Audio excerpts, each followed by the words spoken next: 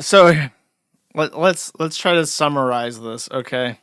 Nick Rekieta did a little crackarooski, crack rock, technically cocaine. Obviously, he would never do crack because he's a rich man, and he doesn't need to resort to crack when he has high quality cocaine to hide in bullets around his house and on his nightstand.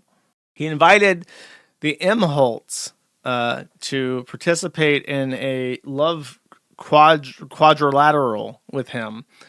And eventually, Aaron Imholt, a local radio DJ, was ousted from the love quadrilateral, which then became a love triangle.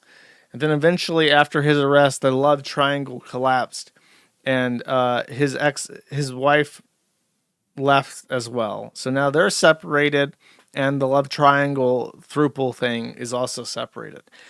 However, to epically own Nick Rekieta after the collapse of the love quadrilateral, Aaron Imholt publicly on live, while announcing his actions to the world, sent a picture of Kayla Rekieta naked to a Sirius XM X DJ, and this was reported to the Kandiyohi County Police Department because Minnesota has anti-revenge pornography laws on the books, as it turns out. So when Aaron Imholt was reported to the police, the only witness to this crime was that Sirius XM DJ, who did not want to get involved in any way, shape, or form with this bullshit.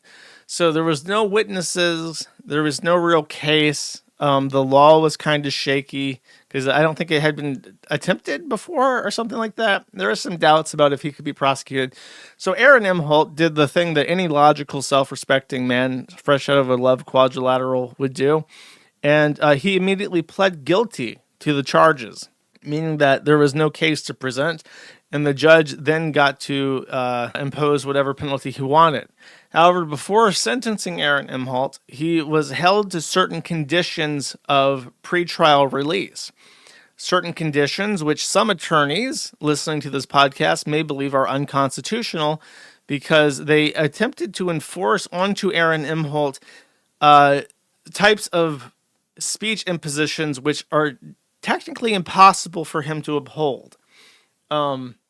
And like any logical, sane, rational person would do, Aaron Imholt actually waived his constitutional rights by agreeing to pretrial release conditions that he could probably fight and win.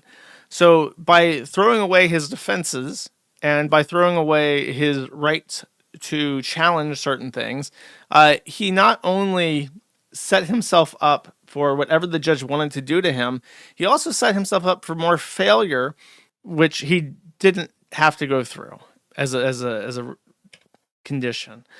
So at some point, somebody else on his comedy tour said something about Kayla. And that was one of the things that was probably unconstitutional. That not only is Aaron Imholt not supposed to talk about Kayla, but nobody around him is allowed to talk about Kayla either. So even though it is unconstitutional, he agreed to it and didn't challenge it, and then broke the terms of his release. So when this was reported by Nick Rekieta to the judge, he was found in contempt because he had violated the terms of his release. So then trial day comes around, and Aaron Imholt, or sentencing day comes around, just this week, and Aaron Imholt was sentenced to 15 days in jail for revenge pornography, which sounds like a lot, chat, because if you remember, there was this guy called Nick Rekieta who was found with a felony level of cocaine in his possession in plain view of his bedroom door in a house with 5 minor persons living in it at the time, as well as firearms that were statutorily criminal simply by being in the presence of a controlled substance that he was dead to rights on. This person was not given any jail time, despite the fact that he basically committed several different felonies and weapons-related misdemeanors, okay? He got no jail time.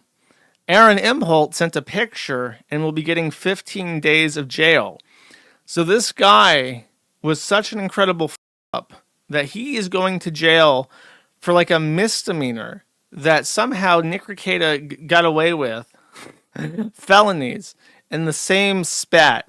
He's the only one between the two of them who is currently going to jail.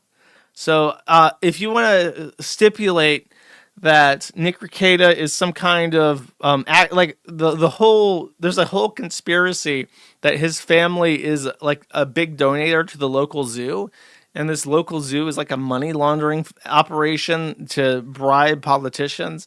So if you're a subscriber to the zoo conspiracy, you can chalk this one up to it, because somehow Aaron Emholt is going to jail and Nick Rekieta is not. So